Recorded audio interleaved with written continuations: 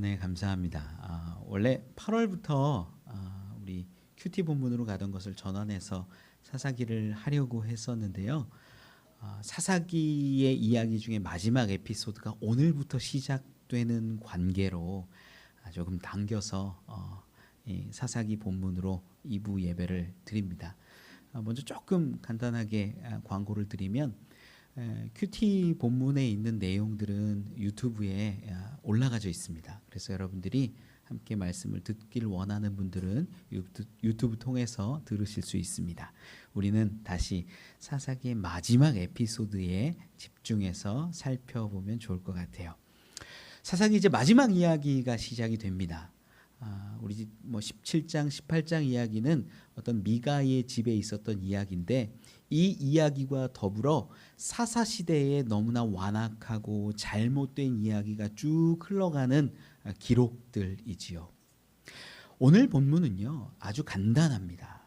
아주 간단해요. 쉬워요. 어떤 레위인에게 첩이 있었는데 이 첩이 친정으로 돌아갔다가 이 레위인이 첩을 데리러 가서 데리고 오는 이야기입니다. 데리고 오는데 중간에서 유숙하다가 거기에서 문제가 생겨서 불량배들을 만나고 어떤 위험에 처해 있다가 첩이 죽게 되고 이 첩을 죽은 이 첩을 좀 그렇지만 토막을 내어서 각 지파에 보내서 모든 지파가 일어나서 이런 악한 일들을 우리 가운데 제거하자, 이런 총회가 벌어지고 이 민족과 같은 민족 안에서 이스라엘 안에서 지파끼리 전쟁이 일어나는 이야기로 이렇게 흘러가요.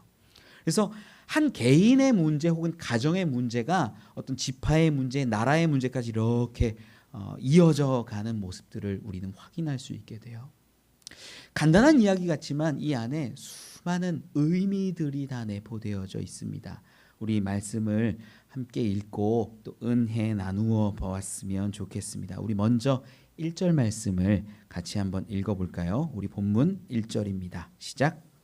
이스라엘에 왕이 없을 그때 에브라임 산지 구석에 거류하는 어떤 레위 사람이 유다 베들레헴에서 첩을 맞이하였더니. 아멘. 레위인이 등장하는 그 시점, 레위인의 기록을 기록해 나가는 그 장면을 먼저 이야기하는데 뭐라고 성경이 기록하냐면 이스라엘의 왕이 없을 그때라고 말합니다. 정확하죠. 이 당시에가 왕정 국가가 아닙니다. 왕이 있다가 잠깐 없던 게 아니라 왕 자체가 없던 시대예요. 그런데 왜 이렇게 기록을 하고 있냐? 이스라엘 가운데 왕처럼 하나님을 섬기고 믿고 의지하고 따르고 순종함이 없었다라는 걸 이야기하려고 이스라엘의 왕이 없을 그때라는 표현을 하는 겁니다. 그래서 우리가 이 레위인을 이제 어떤 레위인을 좀 깊이 있게 볼 텐데 이 레위인은요, 하나님의 지파요, 하나님의 백성이요, 하나님의 사람임에도 불구하고 자기 마음대로 자기 멋대로 살아가고 있는 모습을 확인한다라는 거예요. 그 모습이 본문 가운데 계속됩니다. 먼저는 어떤 기록이 있냐면 그때 그 왕이 없는, 하나님을 왕으로 인정하며 섬기며 순종하지 않고 있는 그때에 어디에 살고 있냐면 에브라임 산지 구석에 거류한다라고 기록을 해요. 우리 거류라는 단어 자체가 굉장히 의미 있습니다. 구르라는 히브리어를 쓰는데 거류한다라는 건요, 기본적으로 어떤 의미냐면 이방인이나 객이 살아가는 모습을 표현할 때 구르라고 해요. 뭐냐면 고향이 어디냐 이렇게 물어보면 내 고향 어디입니다. 난 거기서 살고 있습니다. 옛날엔 그렇게 주로 하나님이 정해주신 지파마다 각 처소마다 성읍마다 살았거든요. 그런데 거길 떠나 있는 모습을 표현할 때 구르, 거류하다 이렇게 표현하는 거예요. 이방인들이 거류하는 이런 모습을 누구에게 쓰고 있냐? 레위인에게 쓴다라는 거예요. 즉 이 레위인은요, 자기가 주어진 그 삶의 자리가 있는데 그 자리를 약간은 떠난 것처럼 보입니다. 그래서 거류한다. 하나님이 정하신 그곳이 아닌 다른 곳에서 살아가고 있다는 것을 보여주지요. 그런데 그 사람이 뭘 했냐? 첩을 얻었어요. 첩을 얻는다라는 게 지금 같으면 뭐 말도 안 되는 상황이지만 우리 윗세대, 뭐 부모님 세대, 할아버지 할머니 세대까지 이렇게 올라가면 왕왕 있었던 일들입니다. 뭐 여인이 혼자 살아갈 수 없는 그 가운데 첩을 얻기도 했고 아들을 얻으려고 얻기도 하고 뭐 이런 얘기들 많이 듣습니다. 우리나라 문화 가운데는 그렇게 손가락질 받지 않을 일일 수도 있어요. 옛날에는 이 당시에도 그렇습니다. 첩을 얻을 수는 있어요. 그런데 원래 하나님이 첩을 얻기를 명령하셨고 바라셨냐? 그건 아니라는 거예요. 많은 사람들이 오해하는데 하나님의 그 남녀 부부의 관계는요, 일부일처제입니다. 처음에 아담에게 주신 것도 한 여인이라는 거죠. 이 여인을 통해서 민족이 이루고 나라가 이루어지는 거지 다른 여인들을 가져라, 다른 여인들을 취하라라고 말씀하시지 않아요. 그래서 남자와 여자가 뭐가 되냐면요, 한 몸이 되는 거예요. 한 몸이. 이게 신비이고 하나님이 원하시는 가정의 모습, 부부의 모습입니다. 그런데 오늘 본문 가운데 보면 이 레위인이 하나님의 택함 받고 하나님의 뜻 따라 살아가야 할 그 레위인이 첩을 얻어요. 첩을. 어떤 목적일까? 아들을 낳기 원해서 첩을 얻었을까요? 물론 그럴 수도 있고 또 다른 이유를 굳이 대보자면 어쩐 자기의 성적인 만족이나 쾌락을 위해서 첩을 얻었을 수도 있는 거죠. 어쨌든 건강하지 못한 건 점점 확인이 돼요. 그가 첩을 맞고 살아가는데 이제 그에 대해서 조금 더 깊이 있게 의미를 되짚어 보면 그가 레위인이라고 성경은 기록하는데 이 레위인이 어떤 레위인이었을까 우리는 좀 생각해 보려고 해요. 레위인이 첩을 둘 수 있고요. 우리 2절 3절 말씀 가운데 보면 나오지만 3절에는 이 여인이 친정 갔을 때 친정을 향해서 이 레위인이 찾아갈 때 누구와 함께 가냐면 하인과 함께 가는 장면이 성경에 기록되어 있어요. 3절에 우리 말씀 같이 한 번만 읽어볼까요? 시작. 그의 남편이 그 여자에게 다정하게 말하고 그를 데려오고자 하여 하인 한 사람과 나귀 2마리를 데리고 그에게로 가매 여자가 그를 인도하여 아버지의 집에 들어가니 그 여자의 아버지가 그를 보고 기뻐하니라. 아멘. 레위인이요, 이 하인을 두었어요. 나하르라는 이 히브리어를 쓰는데 사환이라고도 기록되기도 하고 아들로 표현하기도 하고 굉장히 친분한데 내 일을 돌보아주는 어떤 시종 같은 사람을 나하르라고 이야기를 합니다. 레위인이 종을 뒀다라는 건 뭐냐면 이 사람이 부자인 것 같아요, 가난한 것 같아요? 첩도 뒀죠, 하인도 뒀죠, 나귀도 2마리나 자기 마음대로 쓸 수 있죠. 이 사람 부자 같아요, 가난해 보여요? 느낌 오죠? 부자 같아요.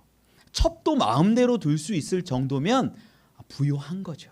일단 하인도 데리고 다니잖아요. 능력 있는 거죠.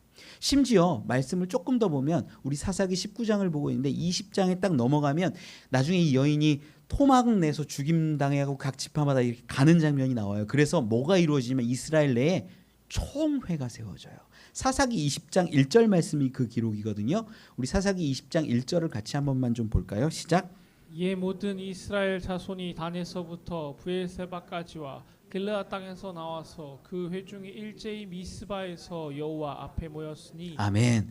여러분, 억울한 일이 있거나 힘든 일이 있거나 그럴 때 하나님 앞에 아뢰 수도 있고 뭐 할 수도 있는데 이스라엘이라는 이 뭐 지파가 다 나뉘어서 뭐 각기 도생하고 있는 그 상황 가운데 총회를 모을 수 있다라는 건요, 굉장한 영향력을 가지고 있는 사람이라는 걸 보여줘요.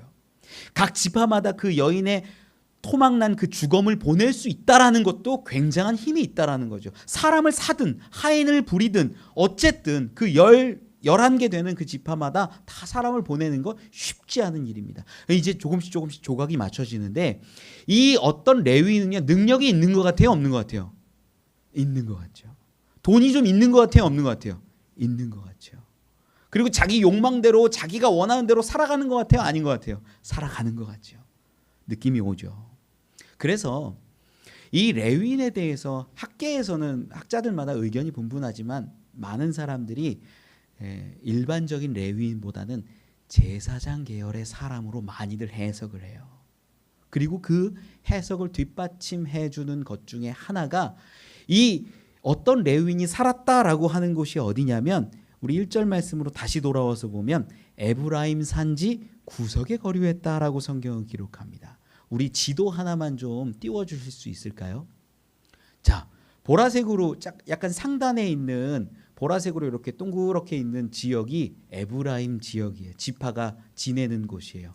거기에 약간 구석에 빨간 점이 하나 있죠. 뭐라고 써 있어요? 실로라고 써 있어요. 여기가 산맥을 중심으로 산지예요. 아, 산지구나. 여기가 에브라임 지경 가운데 구석 같아요? 중심 같아요? 구석에 가까워 보이죠? 산지 가까워 보이죠? 여기가 어디냐? 실로라는 곳인데 우리가 사사기를 읽고 있지만 이 실로는요, 의미가 굉장히 큰 곳이에요. 다시 우리 성경을 보면요, 사사기 18장 31절에 이런 기록이 있습니다. 실로가 어떤 곳인지 한번 확인할 수 있는데 18장 31절 같이 읽어볼까요? 시작. 하나님의 집이 실로에 있을 동안에 미가가 만든 바 새긴 신상이 단 자손에게 있었더라. 아멘. 실로에 뭐가 있었대요? 하나님의 집이 있었대요. 성막, 회막, 이 하나님의 집이 실로에 있었다는 거. 나중에 우리 사무엘 시대까지 이 실로에 여호와의 집, 성막, 회막이 있었던 것을 우리는 성경을 통해서 계속 보죠. 그러니까 차츰차츰 이렇게 퍼즐 조각들이 맞춰지는데 이 사람이 에브라임 산지 구석에 거주했다라는 게 어디였을 가능성이 크냐면 실로였을 가능성이 큰 거예요. 그리고 이 실로에서 뭔가 일을 하는데 거기서 살아가는데 성경은요, 한 번 더 확인하여서 증명을 해주는 대목이 있어요. 이 사람이 이 첩을 데리고 다시 이제 돌아가는 장면이 나오거든요. 18절 말씀에 가면 아무도 나에게 잠자리를 제공해 주지 않아서 어떤 그래도 선한 사람을 만나가지고 내가 어디 가는 길이다 얘기하는 장면이 나와요. 거기에서 자기의 목적지를 분명하게 밝힙니다. 19장 사사기 19장 18절 말씀이에요. 우리 그 부분 같이 한번 다시 읽어볼까요? 시작. 그가 그에게 이르되 우리는 유다 베들레헴에서 에브라임 산지 구석으로 가나이다. 나는 그곳 사람으로서 유다 베들레헴에 갔다가 이제 여호와의 집으로 가는 중인데 나를 자기 집으로 영접하는 사람이 없나이다. 아멘, 아멘. 그래서 이 사람의 집은 어디로 보이냐면 실로였을 가능성이 점점 커지는 거예요. 그럼 실로에 있으면서 무슨 일을 했을까? 제사장일 수도 있고 부요한 레위인일 수도 있는 거죠. 이 사람이 하나님이 왕이 되지 않으니까, 내 인생 가운데 주관자가 되지 않으니까 어떤 삶을 사냐? 거류하는 삶을 사는 거예요. 여호와의 전에서 살아가고 여호와의 전 앞에서 어디서 사는지는 정확히 알 수 없지만 실로 근처에 있을 수도 있고, 자기 멋대로 살아가는데 그 자기 멋대로 살아가는 핵심적인 장면이 뭐냐? 첩을 얻어서 자기의 만족 위해서 자기가 원하는 대로 자기 쾌락 위해서 살아가는 모습이라는 거죠. 이 레위인에 대해서 이제 좀 깊이 이해를 할 수 있는 거예요. 여러분, 이게 건강해 보여요? 건강하지 않게 보여요? 건강하지 않아요. 하나님이 내 인생 가운데 왕이 되시지 않으면 생기는 모습입니다. 나의 쾌락, 나의 유익, 내가 원하는 것, 그것 위해서 매일매일 살아가는 모습이라는 거죠. 그러니까 첩도 두고 내 마음대로 살아갑니다. 너무 안타까워요. 우리의 모습과 별반 다르지 않은 자리이지요. 다시 말씀으로 돌아와서 우리 2절 3절을 보면 이제 여인과 이 레위인의 관계를 좀 깊이 살펴볼 수 있게 돼요. 우리 본문 2절 3절 같이 읽어봅시다. 시작. 그 첩이 행음하고 남편을 떠나 유다 베들레헴 그의 아버지의 집에 돌아가서 거기서 넉 달 동안을 지내매 그의 남편이 그 여자에게 다정하게 말하고 그를 데려오고자 하여 하인 한 사람과 나귀 2마리를 데리고 그에게로 가매 여자가 그를 인도하여 아버지의 집에 들어가니 그 여자의 아버지가 그를 보고 기뻐하니라. 아멘. 이 첩이요, 뭘 했냐면 성경 기록을 보니까 행음했대요. 행음하고 친정으로 가버리는 겁니다. 이 남자가 넉 달 동안 있다가 이 여자를 찾으러 베들레헴 가서 여자를 만나고 이제 며칠 지내다가 이제 올라오는 이야기가 뒷부분에 나오는 건데, 여기서 본문을 볼 때마다 이상한 느낌이 많이 들어요. 여러분, 여인이 행음하면 어떻게 해야 될까요? 율법을 따르면 레위기 20장 10절에 보면요, 이 행음한 여인과 남자를 둘 다 죽이는 것이 맞아요. 율법이에요. 그게 이 레위인이 율법을 알까요? 모를까요? 알겠죠. 그리고 여호와의 집에 만약에 사는 사람이라고 한다면 가까이 살고 있고 여호와의 일을 감당하는 사람이라고 추정한다면 율법을 너무나 잘 알았을 거예요. 그러면 이 여인을 돌로 쳐 죽이든 어떻게 죽이든 이 남자도 끌어와서 죽이든 하는 게 맞아요, 안 맞아요? 맞잖아요, 맞잖아요. 그런데 성경을 보면 문맥이 이상한 거예요, 이상한 거. 왜 그러냐? 여자가 행음했는데 이 남자가 3절 말씀에 보니까 여자에게 어떻게 말했냐면 다정하게 말했대요. 왜 그랬어? 오늘 1부 때 이 이야기를 좀 하면서 여러분의 배우자가 행음했다고 가정해 봅시다. 여러분 어떻게 하실래요? 그러니까 우리 강은호 권사님 쥐기 삐린다 그러네. 쥐기 삐린다. 쥐기 삐린다. 서 권사님 위험합니다. 근데 어떤 감정인지 아마 결혼하신 분들은 다 알 것 같아요. 만약에 내 배우자가 행음했다, 성적인 어떤 타락과 부도덕한 일을 저질렀다라고 한다면 여러분 어떻게 하시겠어요? 여러분 어떻게 하시겠어요? 다정하게 말하시겠어요? 어떻게 하시겠어요? 다정하게? 쫓아가요. 이번엔 쫓아가서 다정하게 쫓아버린다. 율법대로 따지면요 돌쳐 죽이는 게 맞아요. 근데 희한하죠? 다정하게 말해요. 이상한 거예요. 그리고 이 여자가 갔는데 이 베들레헴 그 근처로 이제 자기 아버지 집으로 돌아갔겠죠. 근데 갔는데 이 위치가 실로라고 우리가 가정을 한다면 베들레헴까지 대략 40km 정도 됩니다. 40km 되는 여정을 여자 혼자 도망가듯이 막 달려갈 수 있을까요? 없을까요? 없어요. 하루 종일 걸리는 일이에요. 굉장히 위험합니다. 이 당시에는 그런 일들이 있지 않았어요. 여기에는 뭐를 뒤에 배경으로 하고 있냐면 남자가 이 여자의 행선지도 알고 있고 간다라는 것을 마음 가운데 아는 거예요. 그리고 남자가 허락해줘서 보내준 거죠. 성경에도 실제로 보면 도망했다라는 기록이 없습니다. 그냥 남편을 떠나. 이 말미암아라는 의미예요. 히브리어로 따지면 남편으로 인하여서, 남편 때문에 떠나갔다. 이상한 거죠. 그리고 실제로 4달 뒤에 이 남편이 여인에게 가는 장면이 나와요. 가는데 3절 중간 이하에 기록하죠. 여자가 그를 인도하여. 여기서 남자가 만약에 행음한 여인을 다시 만났다 그러면 내가 너를 찾으려고 막 어쩌고 저쩌고 막 이러면서 막 분노하고 화를 내야 정상인데 그냥 너무나 자연스럽게 이 여자는 이 남편을 데리고 아버지에게, 친정 아버지에게, 장인에게 이렇게 데려가는 거예요. 그래도 더 이상해요. 더 이상한 건 그 아버지가 3절 끝에 기록하죠. 그 여자의 아버지가 그를 보고 기뻐하니라. 자네 왔는가? 뭐 이런 모습일 것 같아요. 왔는가? 4달 동안 왜 이제 왔나? 막 기뻐하는 거예요. 만약에 행음했다라는 것을 알고 이 장인도 행음한 것 때문에 이 여자가 도망왔다라는 것을 알면 남편 보면 얼굴이 어떨까요?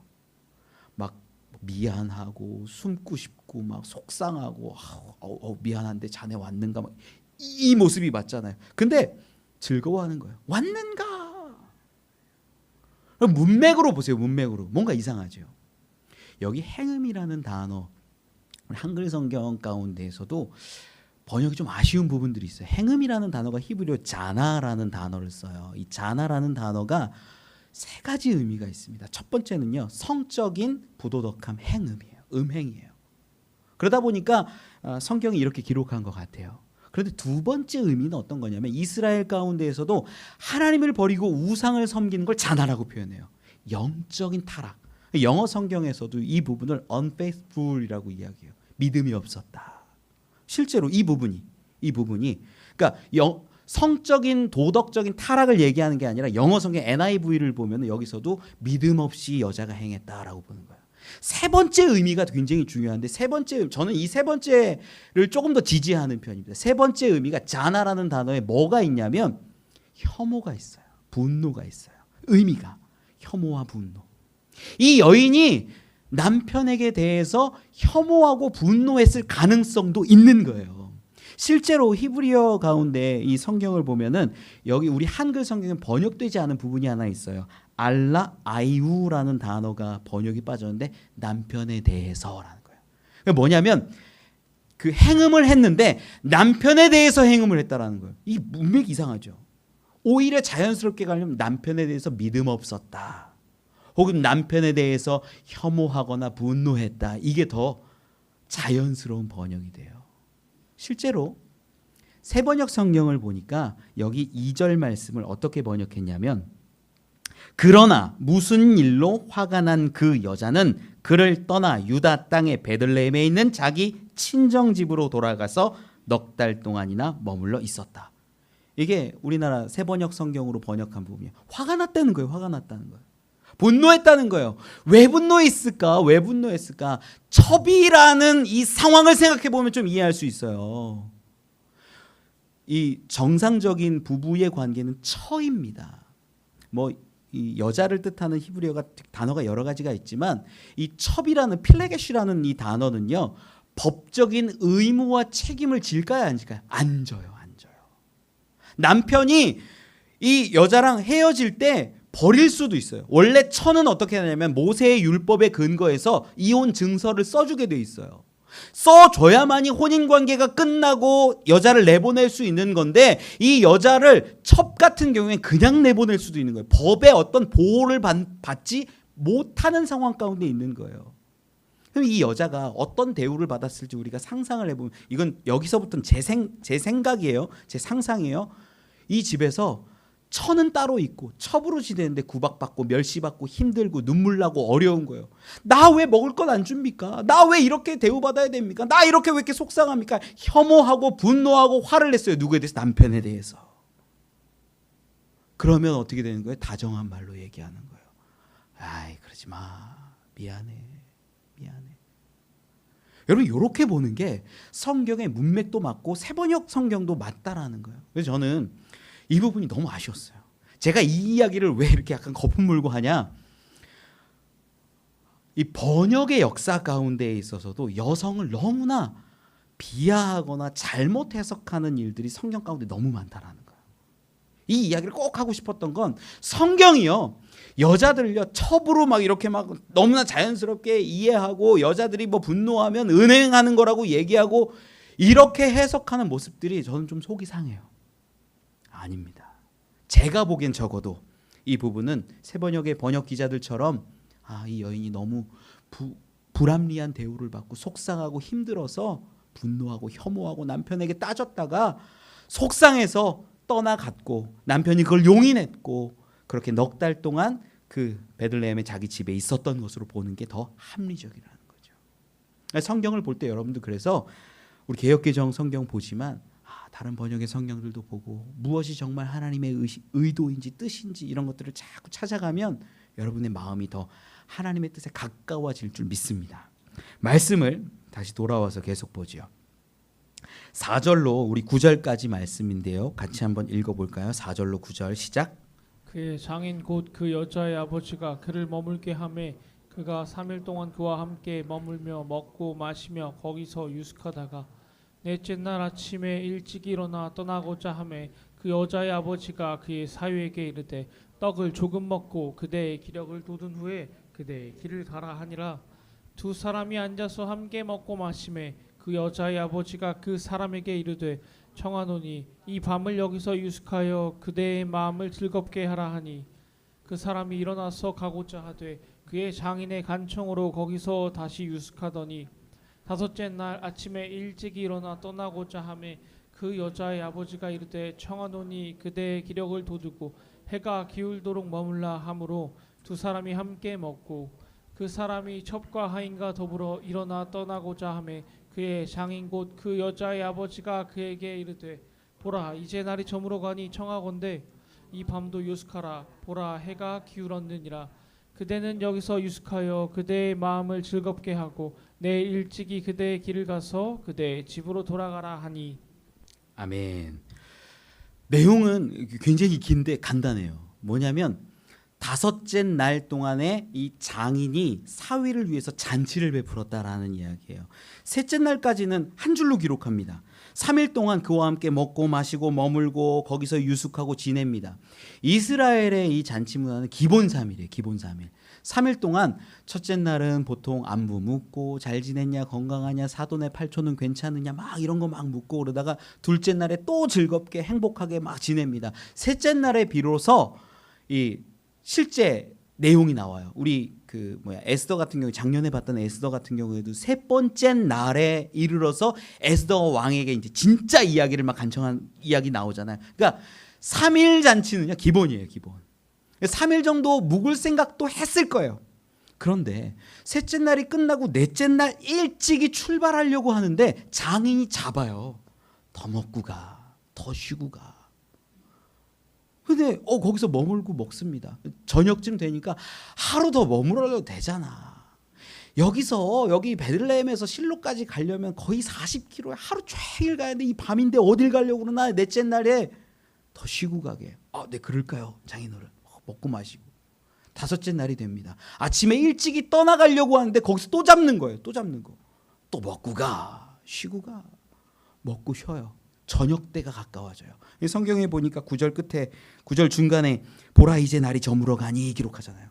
날이 저물어 갈 때 또 얘기하는 거야. 가지 마. 하루 더 있다가.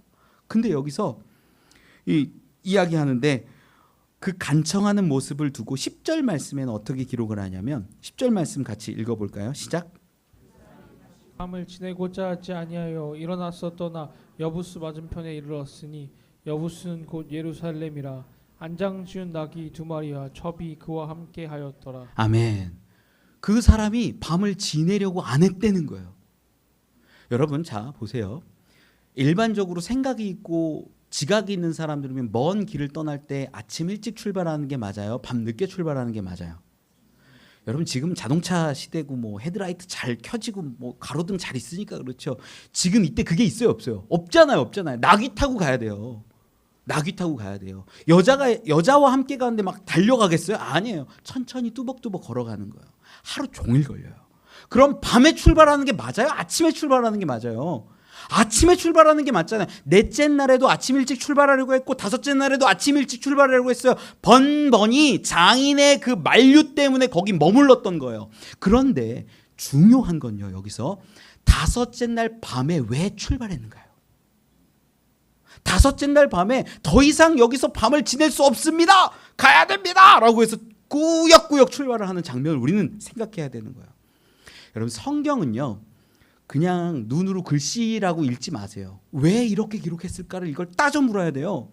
왜 셋째 날까지는 아무 문제 없이 지내다가 넷째 날에 막 만류하고 뭐 이런 장면 나오고 다섯째 날은 아침에도 만류하고 저녁에도 만류하는 장면이 나오고 그 가운데 다섯째 날 아침에는 먹고 저녁까지 있다가 왜 굳이 다섯째 날 밤에 일어나서 출발하는 이 어떤 레위인이 기록되어 있는가, 우리가 이걸 생각을 해야 된다는 거예요.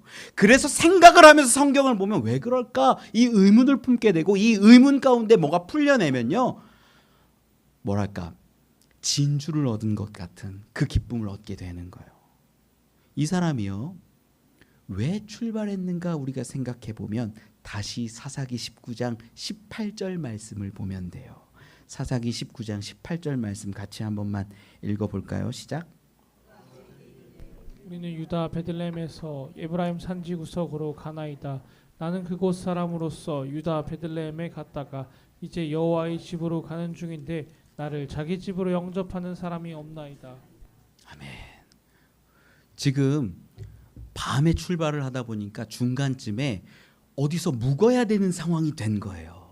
그래서 요 묵어야 되는 상황 가운데 사람들이 나를 좀 도와주거나 나를 좀 유숙하게 해주거나 이러면 좋겠는데 아무도 없어가지고 어떤 사람에게 부탁을 하는 과정에서 있는 말이 18절인데 내가 에브라임 산지 구석으로 갑니다. 저 산 끝으로 갑니다. 라고 이야기하면서 부연했던 말이 뭐냐면 여호와의 집으로 간다라는 거예요. 그럼 이 사람이 우리가 아까 추정했지만 제사장으로 보인다라는 건 제사장의 일을 혹은 레위 사람으로서 제사장을 돕는 그 일을 하기 위해 가려고 한다라는 것을 안다라는 거죠.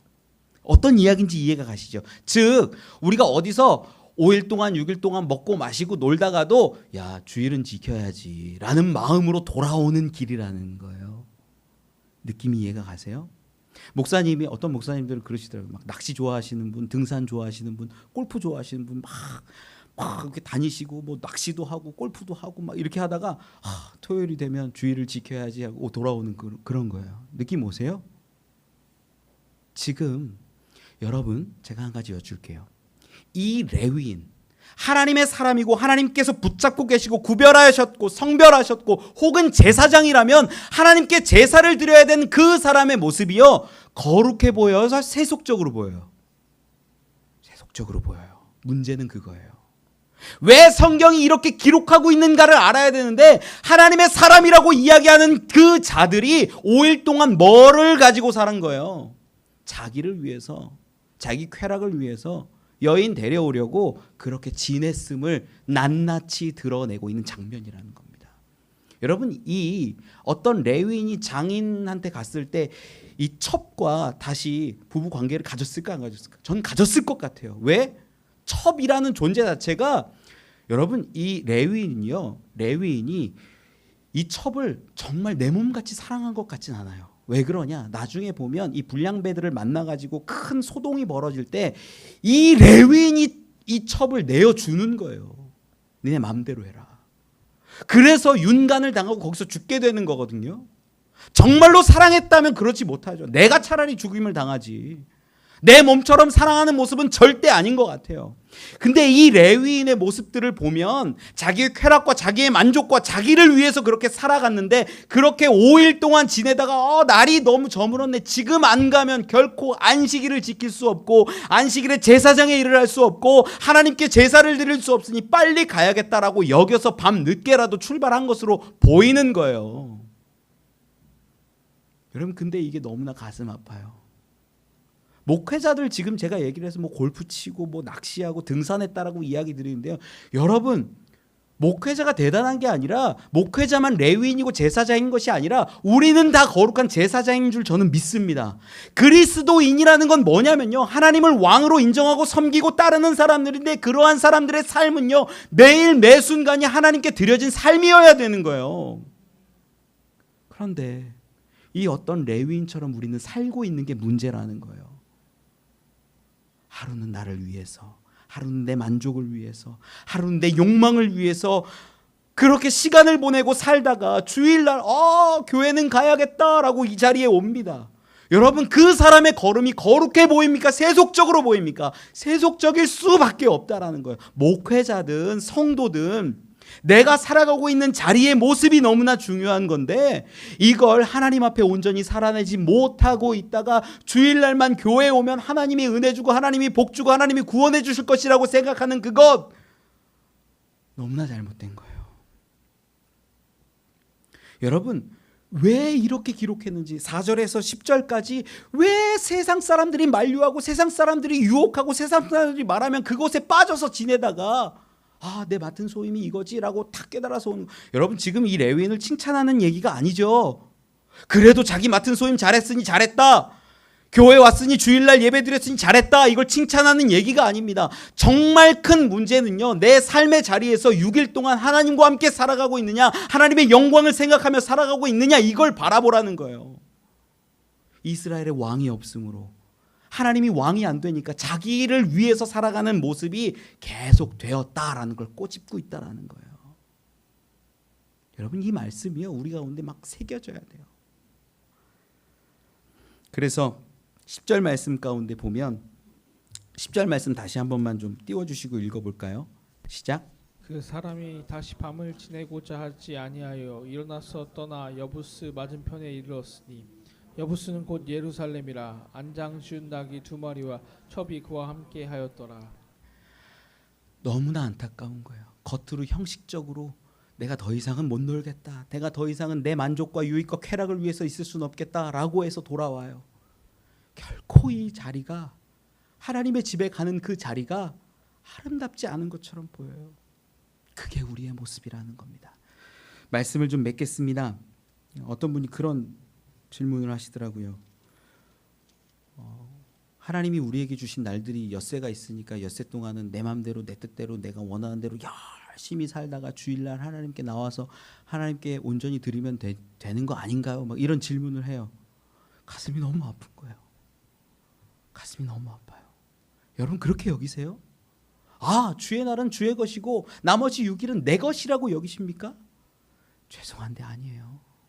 제가 그분께 막 그렇게 공격을 하고 싶었어요. 뭐냐면 그러면 주일날은 그 당신에게 은혜와 사랑과 막 조금만 주시고 6날은 당신 날이니까 하나님이 사랑도 안 하시고 관심도 안 가지시고 그렇게 떠나도 괜찮습니까? 라고 묻고 싶은 거예요. 그래서 그렇게 말은 못했어요. 제가 무슨 얘기하고 싶은 거냐면요, 하나님은 우리에게 요구하시는 게 뭐냐? 내가 거룩하니 너희도 거룩하라요. 처음부터 끝까지 하나님은 너희를 사랑했고 너희를 바라보았고 너희를 정말로 위해서 모든 것을 내어줬는데 너희는 어떻게 사냐는 거예요. 여러분, 우리 겉으로는요 직장에 매여 있고 가정에 매여 있고 가게에 매여 있고 수많은 곳들에 매여 있습니다. 어렵게 살아가는 거 다 압니다. 그럼에도 불구하고 우리의 마음과 중심은 누구를 향해야 된다는 걸 성경은 이야기하고 있냐면 하나님을 향해 있어야 된다는 거. 그래서 하나님이 우리의 왕이라고 고백하는 거예요. 여러분, 주일에만 하나님을 왕으로 여기는 자가 아니길 원합니다. 이 시간 2시간만 하나님 앞에 하나님을 왕으로 인정하는 삶이 아니길 원합니다. 여러분의 삶의 자리에서 하나님을 온전히 섬기고 사랑하는 그 모습, 하나님이 기뻐하시는 모습입니다. 여러분, 고민되고 힘들고 어려우면 하나님이 나의 왕입니다. 말씀대로 살아가겠습니다. 순종하겠습니다. 따르겠습니다. 고백해 보세요. 기도해 보세요. 간구해 보세요.